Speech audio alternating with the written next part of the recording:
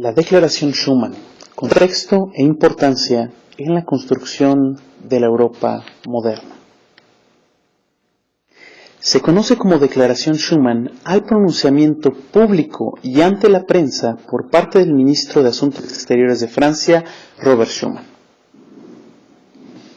Esta es dada el 9 de mayo de 1950 en el Salón de l'Horloge, que ven aquí en la imagen, el Salón del Reloj, en el que d'Orsay, el Ministerio de Asuntos Exteriores francés, a las 6 de la tarde.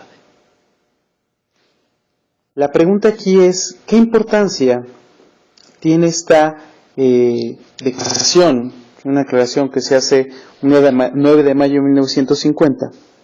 ¿Por qué se considera esta declaración como el inicio de la Europa moderna? ¿Qué tan importante puede haber sido esta declaración como para que el 9 de mayo se considere en adelante el Día de Europa? Si bien el 8 de mayo, 5 años antes, habían sido vencidas las fuerzas alemanas, en Europa había terminado la Segunda Guerra Mundial en Europa, el 9 de mayo se hace esta declaración y el 9 de mayo se considera este Día de Europa.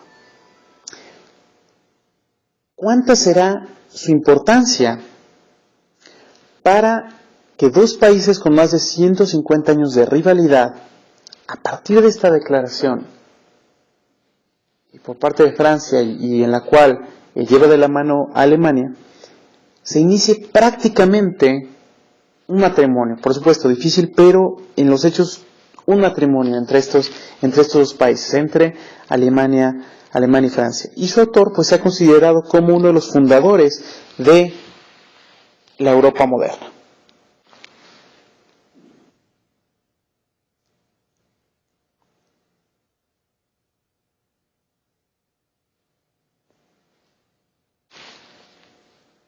Iniciemos explicando el contexto rápidamente. Es el final de la Segunda Guerra Mundial. Europa todavía se encuentra debilitada y está temerosa de un tercer conflicto bélico. Los vientos de un futuro conflicto bélico, lo que conocemos como la Guerra Fría, pues se dejaban sentir en todo el mundo. Este conflicto entre la Unión Soviética y los Estados Unidos. Particularmente, además, Europa se encuentra dividida por la llamada cortina de hierro, la mención más famosa por parte de Winston Churchill, la Europa secuestrada que Milan Kundera. Esta Europa, detrás de esta cortina, secuestrada por la Unión Soviética. Entonces, además de estar amenazada por esa Guerra Fría, se encuentra dividida. En particular, Alemania, en los hechos, se encuentra dividida como país, ha sido dividida en la República Federal Alemana y la República Democrática Alemana. Y su capital, Berlín, pues también ha sido dividida entre las potencias vencedoras de la Segunda Guerra Mundial, entre los Estados Unidos, Francia, Gran Bretaña y la Unión Soviética. Berlín la capital ha quedado en el lado occidental. ¿Cuál es el reto que tienen los países europeos en ese momento, ante esta Europa debilitada y dividida? Fortalecer, principalmente lo ven así los países de la Europa occidental, fortalecer a Europa, que haya unidad, frente a tres cuestiones. Primero, frente al flagelo de la guerra, ante la posibilidad de que entre estos mismos países haya otra vez el germen de la guerra y vayan otra vez a conflicto. En segundo lugar, frente a la tentativa comunista que amenazaba muchas de las libertades tradicionales en la Europa occidental. Y además, que haya un reto muy importante, que haya una iniciativa propia de unidad respecto al apoyo estadounidense que se ve en el Plan Marshall y que es dirigido a todos los países europeos, pero que toman finalmente los países de la Europa occidental. Que haya una propuesta propia de reconstrucción, de trabajo solidario para salir adelante. Anteriormente había la serie de propuestas de esta unidad. Recordemos la de Aristide Briand, con integración, el precursor de la unidad política europea, con el Consejo Europeo apenas 2 años antes de 1950 y 1948. Y que tratan, el aspecto de la defensa, que tratan de manejar estos retos a partir de esta cuestión de la defensa. Segundo punto que vamos a discutir rápidamente en este video: ¿por qué resulta importante la propuesta hecha por Francia en la Declaración Schuman? Básicamente es por su originalidad y la propuesta de naturaleza económica que hace tan importante. Pero veamos la declaración. ¿Qué propone? Propone la creación de una entidad común que administre la producción del carbón y del acero. Es una propuesta eminentemente económica, su naturaleza es económica, tiene que ver con los recursos. ¿Por qué resulta tan importante? Bueno, veámoslo a través de las mismas palabras. Elijo a continuación tres citas a través de las cuales me gustaría analizar esta propuesta rápidamente. Primera, en la declaración, el señor Schuman nos dice: la paz mundial no puede salvaguardarse sin unos esfuerzos creadores equiparables a los peligros que la amenazan.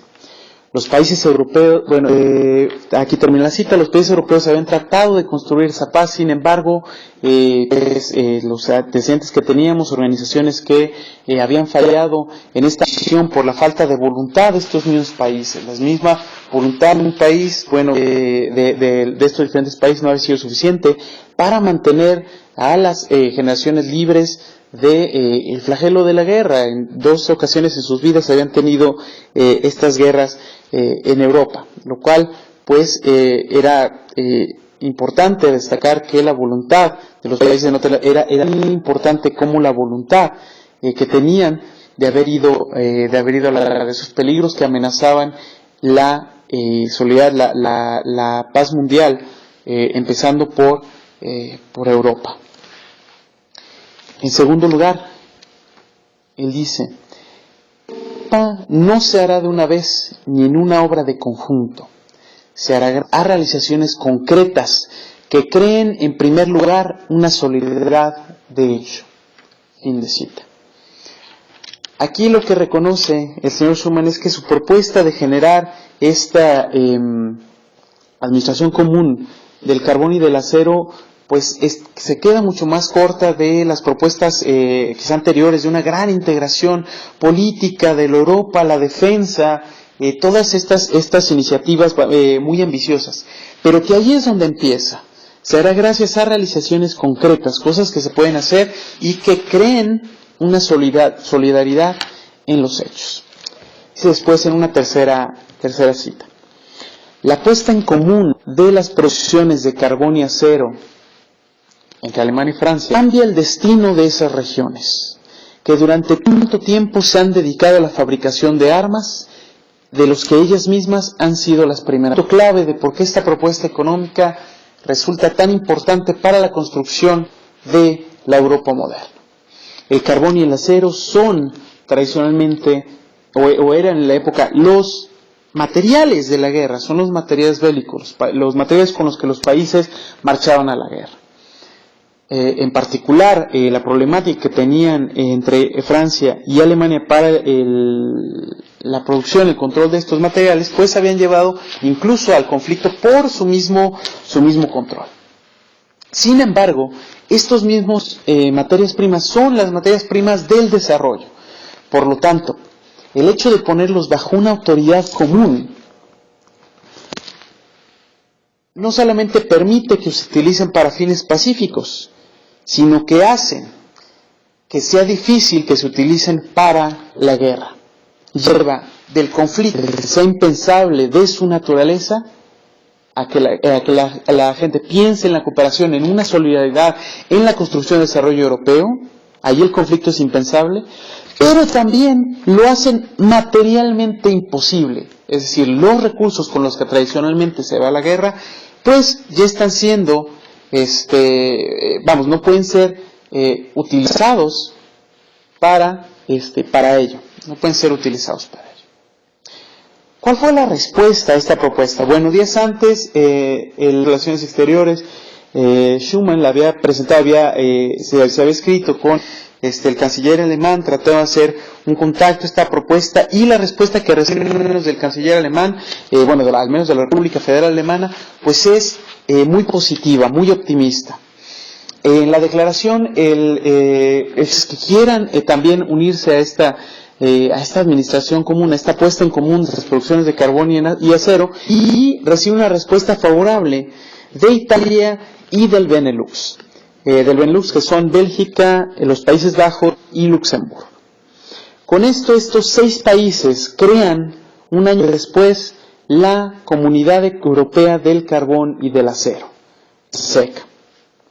La respuesta de los medios fue muy importante, la respuesta política también fue importante y generó muchísimo optimismo en torno a este nuevo modelo de cooperación europea.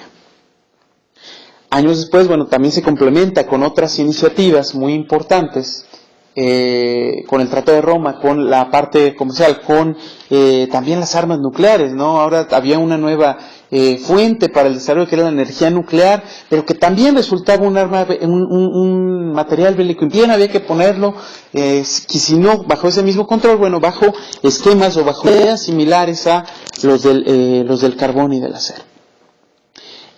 Y esta construcción de instituciones que evoluciona a través del tiempo, va a llevar finalmente a la construcción, no sin reveses, no sin problemas, no sin conflictos, de la Unión Europea que conocemos hoy en día, que parte de estos 6 miembros, de este tan unido, de la República Federal Alemana, Francia, el Benelux, Italia, a una construcción mucho más sólida, a instituciones permanentes, que tienen funcionamiento autónomo y que ya tienen su propia existencia, digamos, fuera de estos mismos países, o de la misma voluntad de estos países, y que nos remite a este punto de inicio, este germen de inicio, la Declaración Schuman. Entonces, espero en este video poder explicar sobre la Declaración Schuman cuál es su contexto y cuál es su importancia en la construcción de la Europa moderna. Después seguiremos hablando de temas relacionados. Esta es la Declaración Schuman.